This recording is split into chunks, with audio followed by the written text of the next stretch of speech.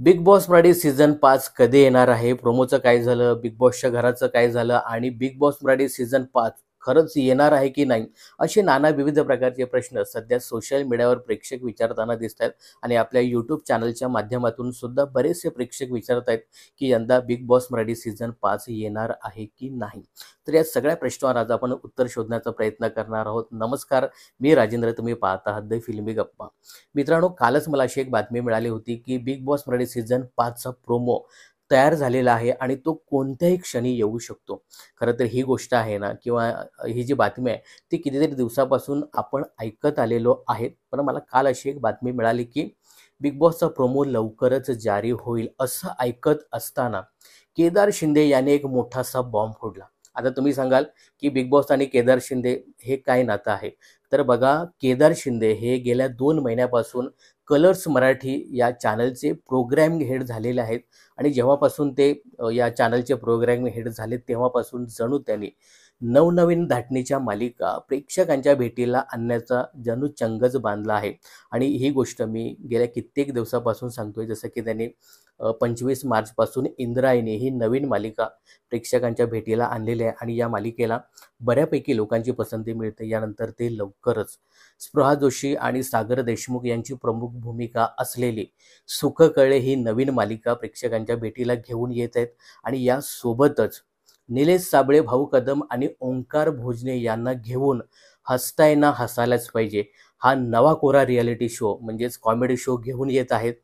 तर बघा, मग या सगळ्यांमध्ये केदार शिंदे बिग बॉसला स्थानच देताना दिसत नाही. बघा, हा जो हसताय ना हसायलाच पाहिजे हा जो कॉमेडी शो आहे हा येत्या 20 एप्रिल पासून शनिवार आणि रविवार रात्री 9 वाजता प्रसारित होणार आहे. मग जर बिग बॉस आलं तर मग विकेंडचा वार शनिवार आणि रविवार रात्री 9 वाजताच असतो. मग बिग बॉसला स्थान कुठे दिले केदार शिंदेने? तर हा मोठा प्रश्न सध्या उपस्थित होतोय. म्हणजे नक्कीच या शोमुळे कदाचित बिग बॉस मराठी हे अजून पुढे जाऊ शकतं.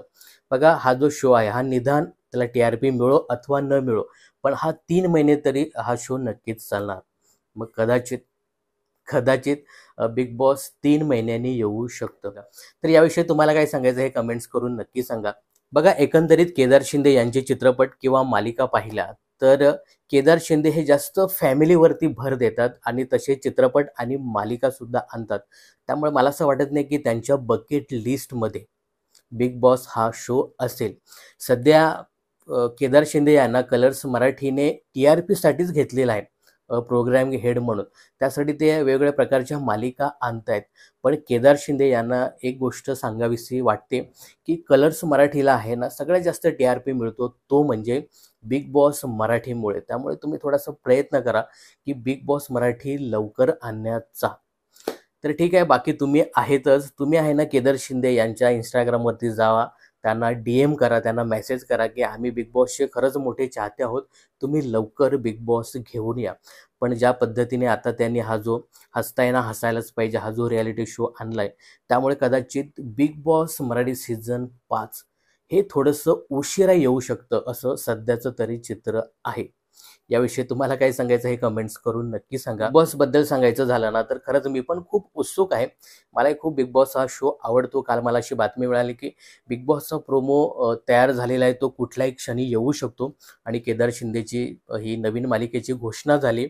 आणि आणखी एक आहे की काही लोक सांगतायत की येत्या काही काळामध्ये म्हणजे लवकरच या महिन्याच्या एंडिंगमध्ये किंवा पुढच्या महिन्यामध्ये आहे ना कलर्स मराठी अवॉर्ड शो आहे त्याच्यामध्ये सुद्धा कदाचित बिग बॉस मराठीची घोषणा होऊ शकते. म्हणजे असं जर तरची शक्यता आहे. कदाचित ते लवकरही आणतील किंवा हा जो नवाकोरा रियालिटी शो आहे तो हसताय ना हसायलाच पाहिजे याच्यानंतर सुद्धा बिग बॉस येऊ शकतं. त्यामुळे जर तरची शक्यता आहे. पण सध्या तरी असं दिसतं एकंदरीत चित्र की बिग बॉस मराठी हे थोडंसं उशिरा किंवा पोस्टपोन होऊ शकतं. तर बिग बॉससाठी तुम्ही किती उत्सुक आहात आणि हा जो नवीन रियालिटी शो येतोय हसताय ना हसायलाच पाहिजे कॉमेडी शो, याच्याविषयी तुम्ही किती उत्सुक आहात हे कमेंट्स करून नक्की सांगा. मनोरंजन क्षेत्रातील अशाच फिल्मी अपडेट्स जाणून घेण्यासाठी चॅनलला सबस्क्राईब आणि फॉलो करायला विसरू नका. भेटूया लवकरच नवीन अपडेट घेऊन. तत्पूर्वी बाय बाय, टेक केअर आणि काळजी घ्या. बाय.